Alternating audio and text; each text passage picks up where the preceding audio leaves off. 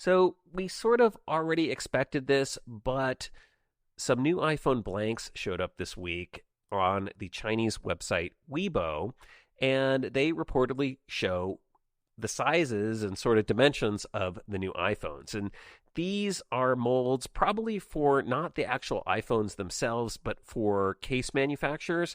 I think some people were thinking they were actually the ones Apple was using, but regardless, they seem to indicate what we were already expecting, and that is that for 2022, Apple is likely discontinuing the iPhone mini, and they're still going with 4 different models of iPhone. I think we've talked about these a little bit, but basically what you're going to have is the same sizes in a Pro and a non-Pro model. So you're going to get a 6.1-inch iPhone 14, a 6.1-inch iPhone 14 Pro, a 6.7-inch iPhone 14 Max, and a 6.7-inch iPhone 14 Pro Max. So same sizes, just Pro and non-Pro. And the iPhone mini, according to a lot of reports, is just not sold very well, and that's likely why Apple is discontinuing it. As a matter of fact, it seems like smaller phone sizes in general have been suffering. As a new survey came out this week as well of U.S. carrier stores done by Wave 7, and they claimed that 56% of those stores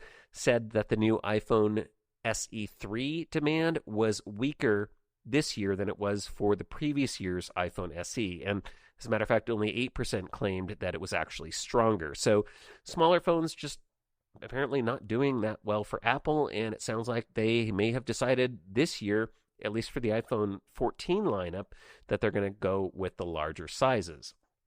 Now, the other thing that was notable with these blanks is that they do show the increased camera bump on the Pro models of the iPhone. We were expecting this because Apple is expected, as we've talked about, to improve the wide-angle lens, adding that 48-megapixel sensor. They're going to do that whole trick so that in low light you still get the 12-megapixel and better images.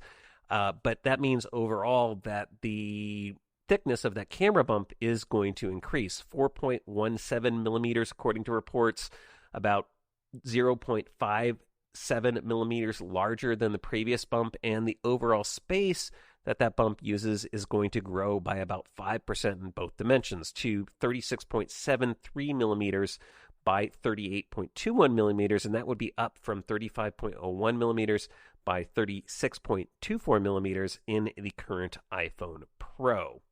That same post also talks a little bit about the notch, noting that the non-Pro models will still have the notch in them, but the Pro line will have what they're calling an exclamation point design, referring to what we've been talking about, which is the change to a pill shape plus hole punch shape in the display for the Truedepth camera system on the Pro models. So that's still being rumored to be a big design change on the Pro. And kind of speaking of those holes and the front-facing camera, the FaceTime camera on the iPhone 14, Ming-Chi Kuo says this week that would be getting some improvements as well.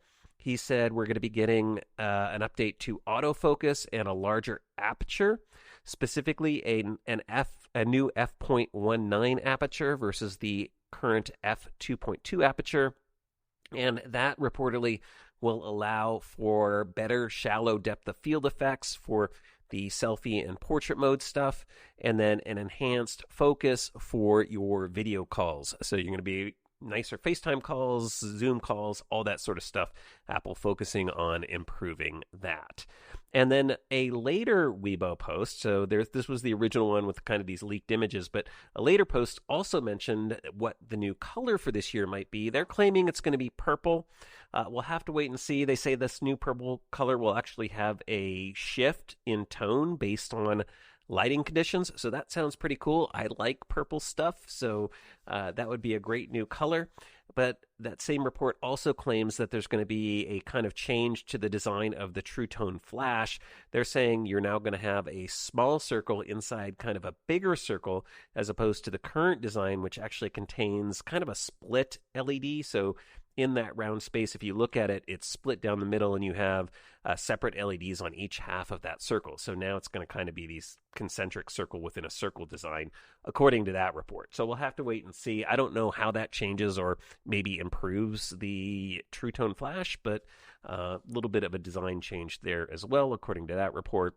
And then Ming-Chi Kuo goes further into the future talking about the Face ID Truedepth camera system, saying that Apple will finally adopt under display Face ID, something we've been talking about back and forth for years now, in the iPhone, for not the iPhone 15 in 2023, but the iPhone 16 in 2024. So I don't know why we speculate so far out on some of these rumors, but if you're waiting for under display, designs in an iPhone, that's not going to be happening for another couple years, at least according to Ming-Chi Kuo.